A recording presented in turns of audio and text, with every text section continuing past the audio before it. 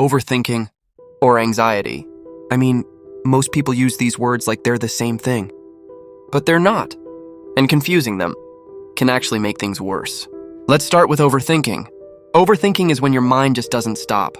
You keep replaying situations, thinking about what could go wrong, or what you should have done differently. It usually starts small.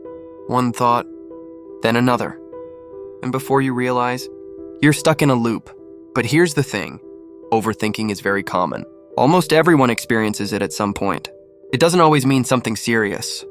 But if it keeps happening, it can drain your energy, affect your focus, and make simple decisions feel difficult. Now, anxiety. Anxiety goes deeper. It's not just thoughts. It's how your body reacts too. You might feel restless. Your heart beats faster. You feel uneasy, even when nothing is actually wrong. And unlike overthinking, anxiety can sometimes stay longer and feel harder to control. But here's where it gets interesting. Overthinking can sometimes lead to anxiety if it becomes constant, because your brain stays in a state of worry.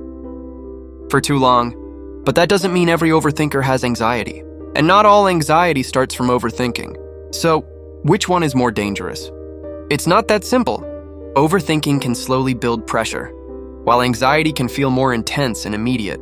Both can affect your daily life if they are not managed properly. So instead of asking which one is worse, maybe the better question is, are you noticing the signs early?